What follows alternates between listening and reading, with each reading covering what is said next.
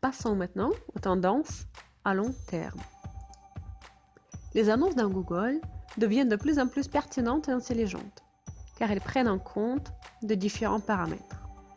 Vos recherches précédentes, vos données sur Google+, votre position géographique et d'autres paramètres. Les résultats du moteur de recherche seront très personnalisés. Demain, Google prendra en compte votre humeur peut-être. Le search sera de plus en plus contextualisé. Si maintenant Google cible les résultats au niveau de la ville, demain, ça sera possible au niveau d'une rue ou même d'une étagère dans un magasin. Par exemple, une personne qui est en train de faire ses courses au Centre Alma fait une recherche sur mobile d'un restaurant à Rennes. Ce sont les restaurants du Centre Alma qui vont s'afficher en premier, car ils sont les plus proches.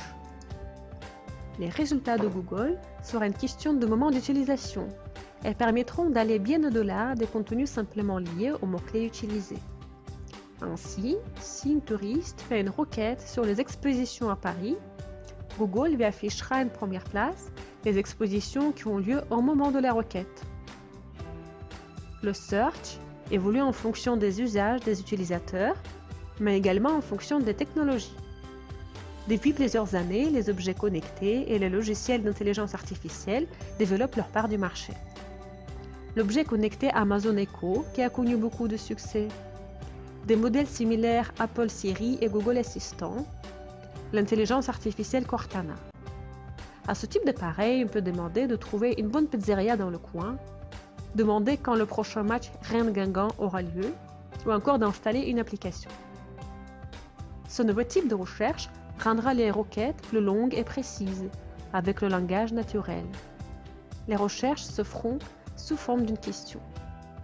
Et bien évidemment, même l'intelligence artificielle n'échappera pas à la publicité. Même si on ne sait pas encore ce qu'elle forme, les résultats de search seront présentés.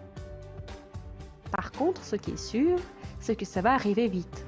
Si aujourd'hui, seulement 20% de recherches sont faites par la voix, en 2020, on estime que les recherches vocales vont présenter 50%.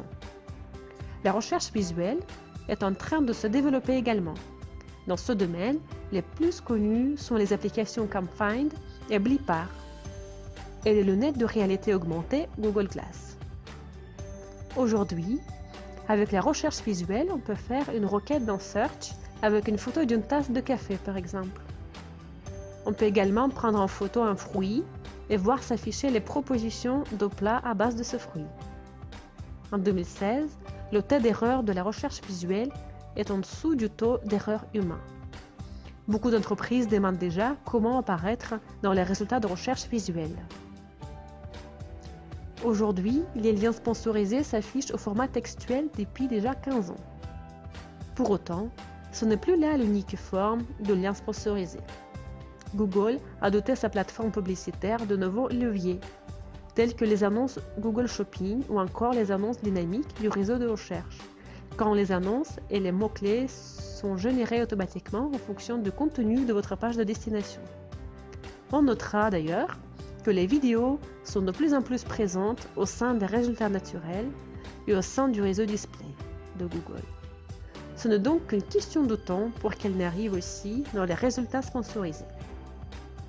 Demain, la mise en place des campagnes sera sans doute simplifiée. Mais aujourd'hui, c'est assez complexe et il y a encore des entreprises qui ont du mal à les maîtriser. Il faut passer du temps pour apprendre à bien paramétrer ces campagnes et à faire appel aux vrais experts SEA. Par contre, à long terme, Google va essayer de devenir un assistant virtuel personnalisé et aller bien au-delà des mots-clés, devenir une intelligence artificielle. Google a accès aux capteurs de vos smartphones. Vitesse, direction, lumière ambiante, son, proximité, humidité, pression atmosphérique. En agrégeant toutes vos recherches et en les regroupant toutes par thématique, on peut déceler quelles sont vos passions. De nouveaux critères sont probablement pris en compte. La détection des émotions avec notre voix, état de santé avec notre photo. En conclusion, Google sera demain un algorithme hyper personnalisé. Chacun aura une expérience de recherche complètement différente, qui sera de l'ordre de l'assistant virtuel. created using Powtoon.